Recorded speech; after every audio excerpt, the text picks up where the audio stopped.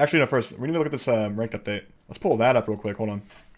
The Arsenal ranked update. The team rolled out a series of changes that were intended to create consistently competitive matches by adjusting the scoring system to focus on playing the Battle Royale and as a team.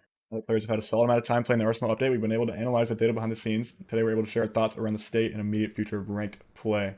Blah, blah, blah. Overly generous ladder points. Okay, that's good. It's good they see that. It was intended to be generous, but not this generous. What's the point of making it generous, though? Why don't they make it break even? Like, there should be like a net zero ladder points after every single game. Season 19 will focus on refining rank, tuning, and stability. Gonna take a deep breath and take the time needed to prepare for an even tighter and more competitive rank system. Oh man, Apex kind of like make it or break it this next season. Like if they mess up their rank system again next season, this game is like slowly so screwed. We found Arsenal to be a learning experience for players adapting to the new rule set matchmaking. Fortunately, the combo of this and some bugs in the rank system caused ladder points games to be extremely generous, resulting in an excess of Masters players. Lowering the amount of LP distributed in a match to even up the distribution of players per rank. Adding a minimum elimination bonus increase based on the player's MMR that will be exempt from bonus withholding and bumping up the elim bonus slightly. Isn't that like really bad? Don't we want the elim bonus to like go down? So you can't drop like 500 RP games. A minimum elimination bonus increase. I don't know. It sounds like they're just trying to like increase the amount of points you get for getting eliminations, which is like very bad. Yeah, I don't know if we want LP for kills though. Like a lot of LP at least, because that incentivizes people just running the lobby down.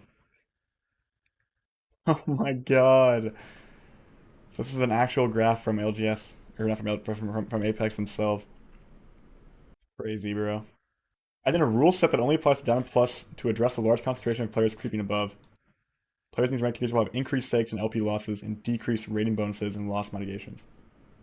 That's good. Love this line right here. I know, right, Reptar? Reptar, that's so bad. That's so bad for the game because it's so easy to hit Masters. It's like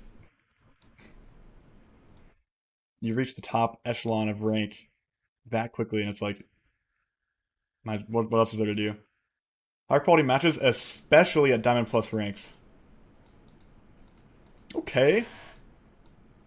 Love that. With the Arsenal updates, we're seeing more climactic endgames with multiple squads, players valuing their lives and wanting to win the game instead of deathmatch simulators. Really? That must be like only in like gold and plat lobbies or something. Firefight for the top placement and an exciting, hectic endgame is the most memorable way to close a game of Apex. We're happy this is happening for more frequently. Definitely agree. Everyone loves endgames. Sharp blow is one of the metrics we use to detect potential intensity of play at various points during a match. Even 2 additional players live at the 15-minute mark is impactful for the average match. Surviving player count at 15 minutes. No, it did go up a little bit. It's still very low, though. Actually, 5 squads live 15 minutes of the game, that's what, like Zone 4? Zone 3 or 4? Receptive play is more macro-focused, where play is centered around ring positioning rather than all-out aggression. An extreme variant of this is often referred to as ratting.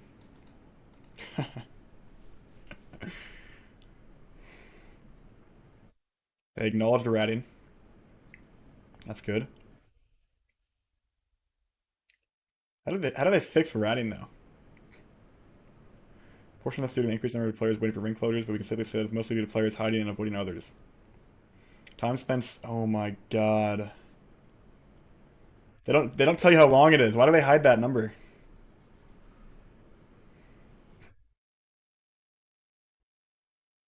This graph is kind of pointless because they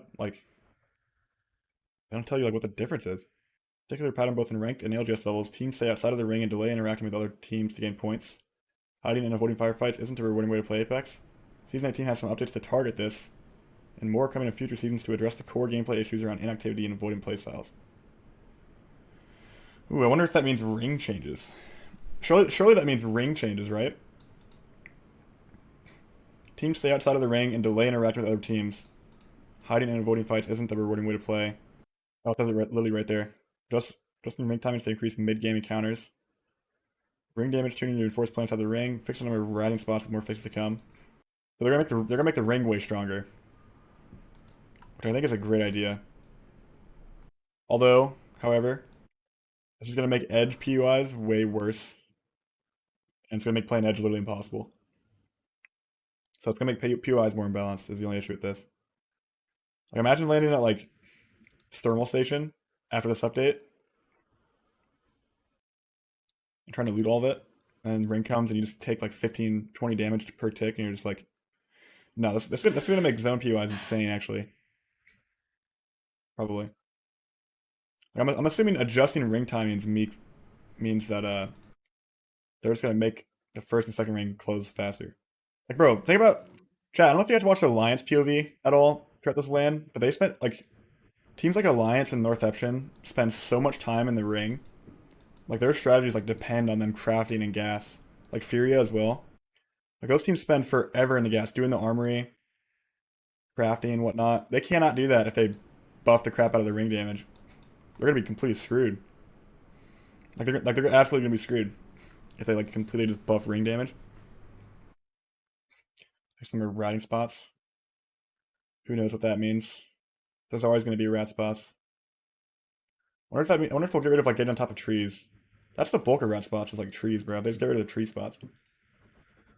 They use LP in place of the player's MMR when their ranking exceeds their MMR equivalent.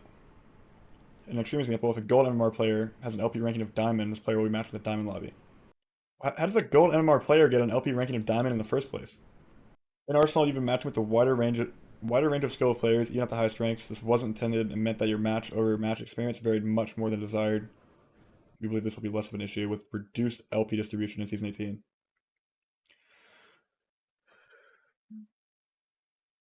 That just sounds amazing. Sounds beautiful. Updating matchmaking to better handle players that are actively challenging their MMR to ensure a competitively challenging match that mirrors their current ranking. New matchmaking algorithms producing more competitive matches overall, matchmaking gameplay metrics across the board. Take a look at one gameplay metric, total damage per match.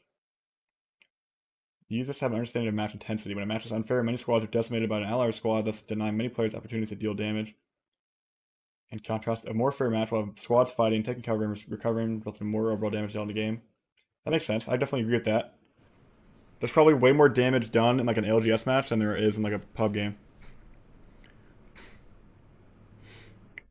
I mean, Drum Bomb, so far it sounds really, really good. Like it sounds like they've acknowledged all the issues and that they know what they need to fix. I just don't know like how they're gonna fix it. I haven't read about that yet. They haven't really said how they're going to fix it.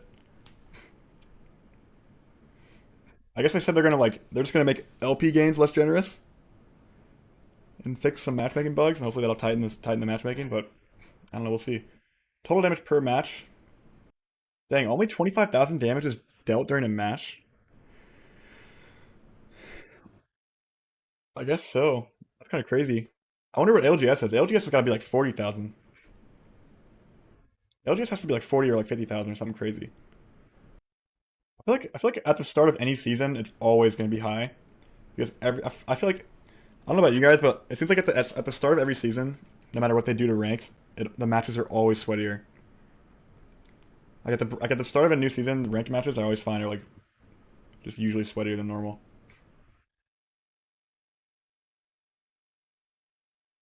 3 times are too short, contributing to a higher chance your match outside of your MMR. Graph shows average wait time by player skill. I agree with that. I mean, if I have to wait an extra like minute or two to like filter out players that like aren't similar MMR, that's like totally fine. I think. Doesn't take this statement here. Matchmaking is failing at the extreme end of very high skill. These players are getting into matches too quickly, creating unfair matches with the too wide MMR range, mercilessly eliminating the lobby. Working on improving matchmaking for that end of the ladder to combat this. It seems like they're just gonna increase the queue time by a ton for high level players. That's my guess. Like I think this is gonna increase like 2 minutes probably. If it means we get sweatier lobbies, then I probably won't mind. This population is very stable. Graph below shows the adjusted MMR width of a game, highlighting how close MMR is in matches based on your current MMR plus LP. Match width by skill. Value consistent across all but the highest tier play.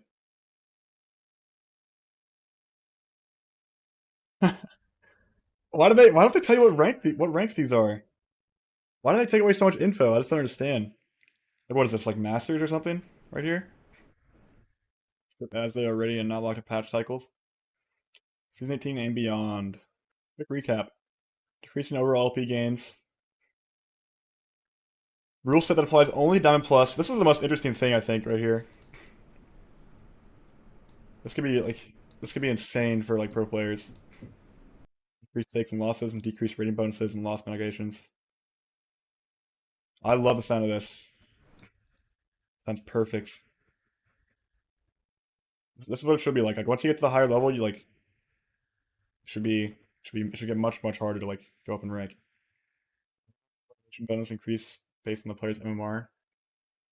Buffing and elimination bonus in general. That's kind of scary. Because if it's too high, then it's gonna incentivize just inting everybody. This might mean the lobbies die really quickly. It just depends. It depends how much kills are worth.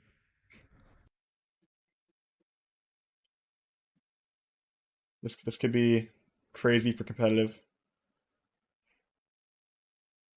This could make a lot of difference in competitive here.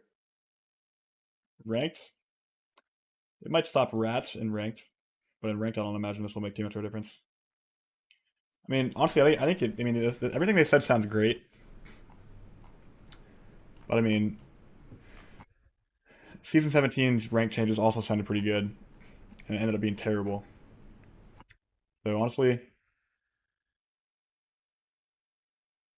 this blog post, I don't really know if it like really means anything. I'm just glad we are getting rank changes.